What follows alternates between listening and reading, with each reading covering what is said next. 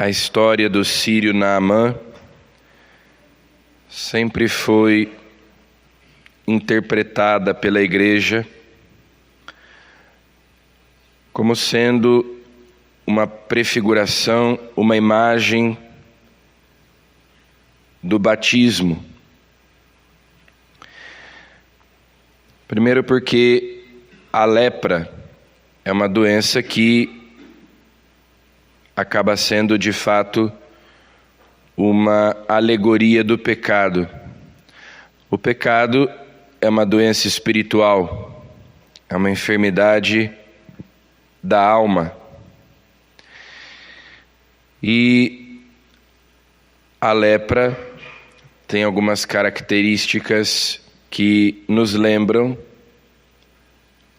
o próprio pecado, sem contar o fato de que para os judeus essas enfermidades eram um castigo de Deus. Alguém que contraísse lepra ficava impuro, não podia se aproximar de ninguém, claro, também para não contaminar outras pessoas com aquela doença. Uma doença que não tinha cura, uma doença extremamente contagiosa. Então aquela pessoa era considerada impura e não podia sequer se aproximar de quem quer que fosse. Tinha que viver fora da cidade, sempre à distância, e se alguém se aproximasse, tinha que gritar de longe dizendo que se tratava de alguém impuro. Um leproso que tocasse alguém podia ser apedrejado, condenado à morte por essa ousadia. E daí nós vemos a ousadia de Jesus quando ele se aproxima dos leprosos, toca os leprosos para curá-los. Mas então se considerava que aquele que contraía a lepra era, além de tudo, um amaldiçoado por Deus, alguém de quem Deus tinha se esquecido, alguém que estava sendo punido, castigado por Deus.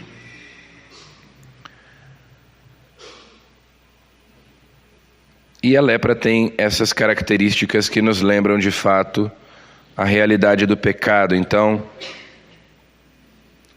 o leproso é como se ele estivesse apodrecendo enquanto vivo, que é uma realidade do pecado. Santa Teresa d'Ávila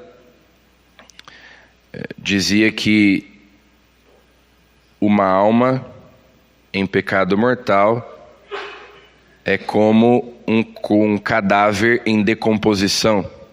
Inclusive, ela tinha um dom.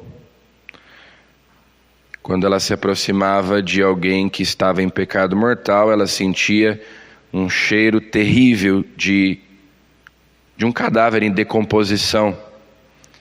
Ela tinha que tampar o nariz porque o cheiro era insuportável. Essa é a situação do leproso e essa é a situação do pecador. Só que a lepra é visível. E a situação da alma em pecado mortal, nós não vemos, nós não percebemos sensivelmente, mas é a mesma situação, por isso é uma alegoria. Além do fato de que a lepra também deforma. A pessoa vai perdendo os membros, vai ficando toda deformada, que é também o que o pecado faz conosco. Nós, criados à imagem e semelhança de Deus, vamos ficando deformados com o pecado, já não refletimos a beleza de Deus, a imagem de Deus em nós. Por isso, Jesus, para nos curar, também ficou desfigurado na cruz, no caminho do Calvário, conforme a descrição do profeta Isaías. Tão desfigurado ele estava que nem tinha aspecto humano, não tinha beleza para atrair o nosso olhar. Ou seja, Jesus assumiu sobre si a nossa lepra, o nosso pecado, para nos curar. E essa história então do sírio Naamã, um pagão que vem de uma terra distante para se consultar com o profeta Eliseu, e o profeta manda que ele se banhe no Rio Jordão 7 vezes para que fique curado, e assim acontece. É justamente uma imagem do batismo. Nós recebemos o batismo para a remissão dos pecados. Ao sermos lavados nas águas batismais, a lepra do pecado é curada, nós somos purificados. O batismo é o banho da regeneração, que lava não o nosso corpo, mas a nossa alma, o nosso coração. E diziam os padres da igreja que, além das águas do batismo, nós temos também as lágrimas da penitência, ou seja, para aqueles que são batizados, mas caem novamente na desgraça do pecado e ficam novamente leprosos, ficam novamente enfermos, nós temos as lágrimas da penitência, a contrição, junto com a confissão dos pecados e a absolvição sacramental. Então, é como se nós fôssemos novamente lavados. É uma atualização do batismo, o sacramento da confissão, as lágrimas da penitência. E Jesus, estando na sinagoga de Nazaré, lê o livro do profeta Isaías, que diz: o Espírito do Senhor está sobre mim, porque Ele me ungiu, e afirma que aquela profecia tinha se cumprido, e os nazarenos ficam escandalizados com aquelas palavras de Jesus, porque Jesus afirmava ser o Messias. Então Jesus diz as palavras que nós ouvimos no Evangelho de hoje: um profeta só não é aceito, só não é bem recebido em sua pátria. E ele menciona o fato do profeta Eliseu ter curado o sírio Naamã. Embora houvesse tantos leprosos em Israel, o profeta Eliseu curou um pagão. Assim como também o profeta Elias realizou aquele milagre da multiplicação da farinha e do azeite, não a uma viúva judia, mas a uma viúva de Sarepta, na Sidônia, portanto também uma pagã.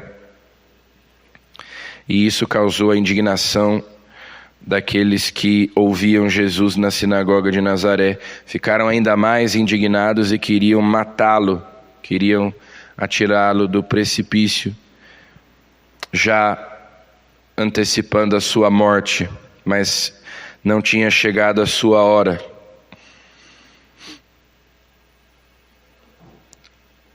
Então Jesus mostra que tanto aquela viúva quanto aquele leproso, que eram pagãos, receberam favores, benefícios de Deus, embora não pertencessem ao povo eleito, porque tiveram fé,